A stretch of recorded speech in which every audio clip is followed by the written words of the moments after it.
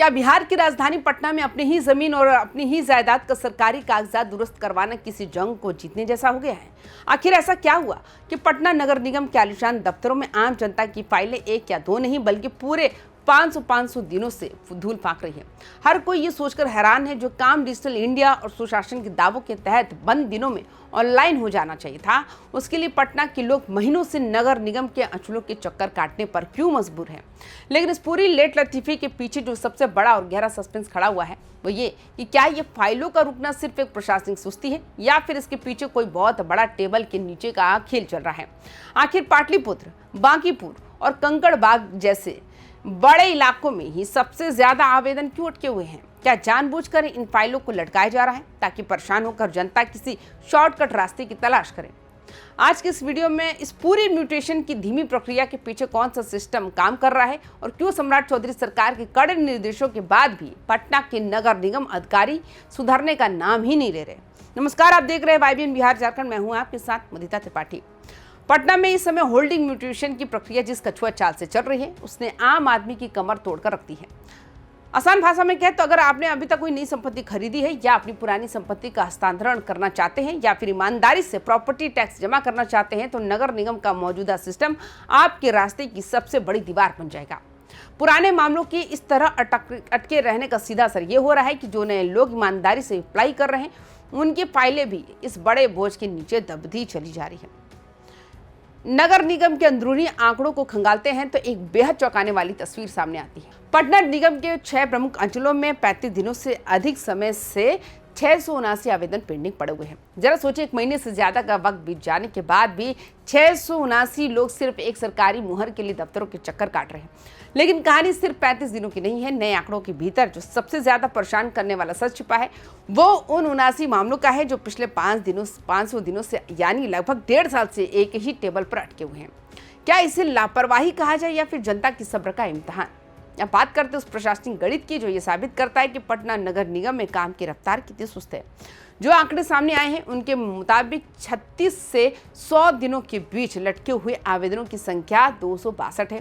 थोड़ा और आगे बढ़े तो 101 दिन से लेकर 300 दिनों तक अटके हुए आवेदनों का आंकड़ा 237 पहुंच जाता है। हद तो तब हो जाती है जब 301 से 500 दिनों के बीच 101 आवेदन पेंडिंग लिस्ट में दिखाई देते हैं और सबसे टॉप पर वो 79 बदनसीब आवेदक है जिनकी फाइलों पर 500 दिनों से ज्यादा समय से कोई फैसला नहीं लिया गया। हालांकि नगर निगम ये दावा जरूर कर रहा है कि 0 से 35 दिनों के भीतर की प्रोसेस में 619 आवेदन है, लेकिन जब तक पुराना बैकलॉग साफ नहीं होगा इन नए आवेदनों का भविष्य भी क्या होगा ये समझना मुश्किल नहीं है। अब जरा इस खेल का अंचलवार विश्लेषण करते हैं कि आखिर पटना के किस इलाके के लोग सबसे ज्यादा त्रस्त हैं। लिस्ट में सबसे टॉप पर चल रहा है पाटलिपुत्र अंचल, जहां अकेले 174 आवेदन फाइलों में बंद है। इसके ठीक बाद बांकीपुर और कंकड़बाग अंचल का नंबर आता है, जहां दोनों ही अंचलों में 170 से 170 आवेदन 35 दिनों से ज्यादा समय से धूल फाक रहे हैं। अजीमाबाद अंचल भी पीछे नहीं है, वहां 147 आवेदन पेंडिंग है। राहत की बात सिर्फ न्यू कैपिटल में 13 और पटना सिटी में केवल 5 आवेदनों के साथ दिखती है।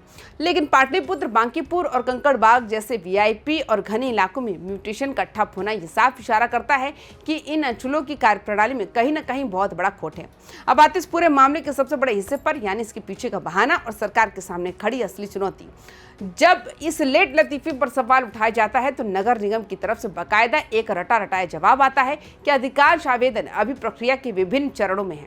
कभी कहा जाता है कि नोटिस जारी करने की प्रक्रिया चल रही है तो कभी आदेश पत्र को ऑनलाइन पोर्टल पर अपलोड होने का बहाना बनाया जाता है। लेकिन सवाल यह है कि आदेश पत्र अपलोड करने में क्या 500 दिन का समय लगता है? ये सिर्फ और सिर्फ कागजी लिपाप होती है ताकि अपनी नाकामी को छुपाया जा सके। इस पूरे मामले का सियासी समीकरण यह है कि मुख्यमंत्री सम्राट चौधरी लगातार बिहार में सुशासन और सरकारी सेवाओं को पारदर्शी बनाने का दावा कर रहे हैं।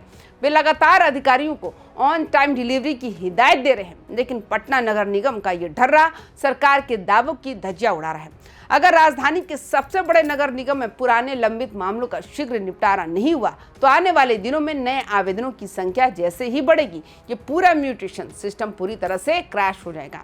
राजनीतिक पंडित भी मान रहे हैं कि शहरी मतदाताओं के बीच इस तरह का प्रशासनिक असंतोष सरकार की छवि को सीधा नुकसान पहुंचा सकता है। अब देखना यह होगा कि इस ग्राउंड रिपोर्ट के सामने आने के बाद नगर निगम प्रशासन पर सरकार का क्या हंटर चलता है। तो दोस्तों, पटना नगर निगम में एक म्यूटेशन के लिए 500 दिनों का ये लंबा इंतजार क्या वाकई सिर्फ एक टेक्निकल खराबी है या फिर जानबूझकर बनाया गया एक ऐसा चक्रव्यूह है जिसमें आम आदमी पिस रहा है?